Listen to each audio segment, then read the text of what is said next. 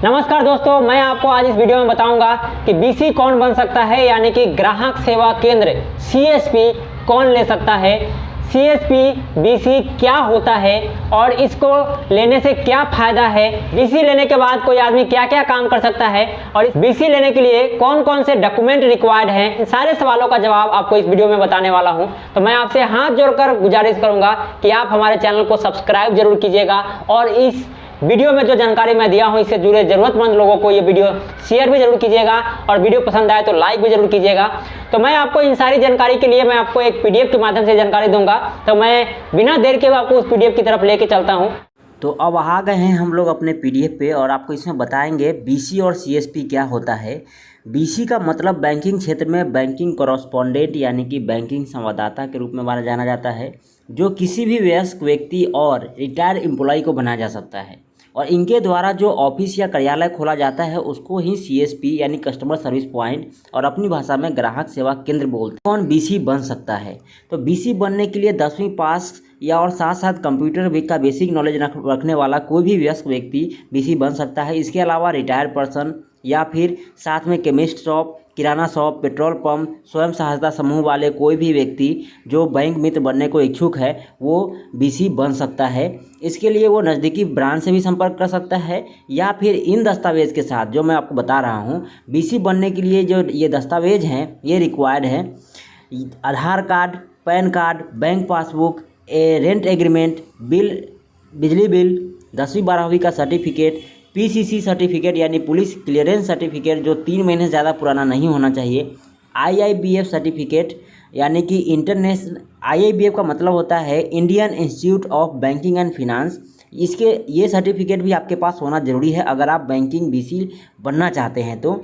और passport size का photo, mobile number, email ID, ये सारे दस्तावेज़ के साथ आप किसी भी अच्छे कंपनी के साथ जो भी लोग बीसी देने वाले हैं उनके साथ कांटेक्ट कर सकते हैं। अगर आपके पास आईआईबीएफ का सर्टिफिकेट नहीं है तो आप इसका पहले एग्ज़ाम दें। ऑनलाइन एग्ज़ाम इसका बुकिंग होता है। अगर आपको इसके बारे में आईआईबीएफ का एग्ज़ाम कैसे बुक होता है इसके बारे में जानना है तो आप हमें कमेंट बॉक्स में कमेंट कीजिए। इसके ऊपर हम स्पेशल एक वीडियो बनाएंगे कि कैसे हम आईआईबीएफ का एग्ज़ाम बुक कर सकते हैं, कैसे एग्ज़ाम दे सकते हैं। अगर आपके पास ये दस्तावेज होते हैं तभी आपको बैंक बीसी मिलेगा, नहीं तो बैंक सीएसपी आपको नहीं मिलेगा। अब आपको बताते हैं कि बैंक बीसी बनने के बाद आपको कौन कौन सा काम करने को मिल सकता है। तो बैंक बीसी बनने के बाद आपको अकाउंट ओपनिंग का काम, उसमें जमा निकासी का काम, एफडी आरडी करने का काम और कुछ बीमा योजना भी आपको इसमें मिलता है। इन सब कामों को आप बैंक बीसी बन करके कर सकते हैं, जिसमें आधार सीडिंग, अटल पेंशन योजना, जन ज्योति योजना, जीवन ज्योति योजना, सुरक्षा बीमा योजना के साथ साथ अकाउंट ओपनिंग और जमा निकासी और मनी ट्रांसफ़र का काम इसमें मिलता है। एक बैंक बीसी बन करके आप बैंकिंग से जुड़ा हुआ हर वो काम कर सकते हैं जो मेन ब्रांच करता है। अब आपको बताते हैं कि एक बीसी बनने के बाद आपको क्या फ़ायदा हो सकता है। एक बीसी बनने के बाद आपको बैंक की तरफ से न्यूनतम 5,000 रुपये तक का फिक्स सैलरी मिलता है।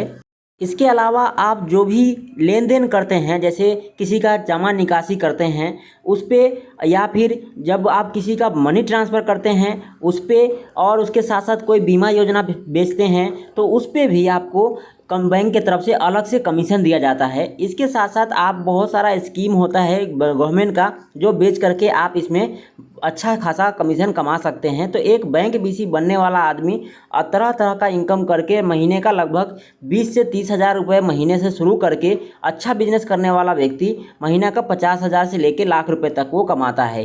तो एक बीसी बनने के बाद आप एक बहुत रिपोर्टेड इनकम कर सकते हैं, जो आपको हम इस स्लाइड में दिखा रहे हैं। आप इसको ध्यान से गौर से पढ़ भी सकते हैं। आप चाहे तो स्लाइड को थोड़ा पॉज करके इसमें मिलने वाले सारे फ़ायदा के बारे में आप देख सकते हैं कि कौन कौन सा फ़ायदा होता है। बेसिक तौर पे आपको खाता खोलने पे पैसा मिलता है। उसके अलावा आप जो भी उसमें ट्रांजैक्शन करते हैं, जमा निकासी करते हैं या फिर मनी ट्रांसफ़र का काम करते हैं या फिर कोई भी प्रोडक्ट बेचते हैं, उस पर फ़ायदा होता है।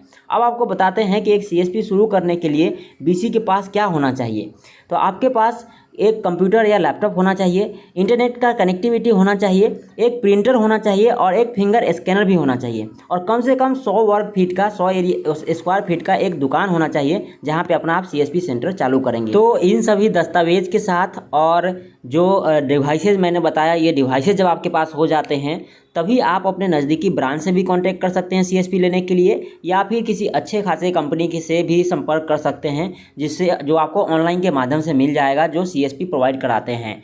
मैं आपको लास्टली एक चीज़ ज़रूर बता देना चाहूँगा कि आपके पास ये सारे डॉक्यूमेंट होंगे तभी आपको सीएसपी मिलेंगे, लेकिन जब आपके पास डॉक्यूमेंट हो जाए तो भी, जब आपका अगर जान पहचान अगर बैंक में है तभी आपको सीएसपी मिल सकता है। और अगर आप किसी ऑनलाइन के माध्यम से किसी से ले रहे हैं तो आप अगर किसी भी कंपनी के जो एम्प्लॉई हैं उसको अगर आप जानते हैं जो सीएसपी प्रोवाइड करा रहा है तभी आप सीएसपी ले, अन्यथा इस सीएसपी के चक्कर में ना पड़े, नहीं तो आपको भारी नुकसान उठाना पड़ सकता है, क्योंकि आए दिन इसके बारे सीएसपी के नाम पे फ्रॉड हुए जा रहा है।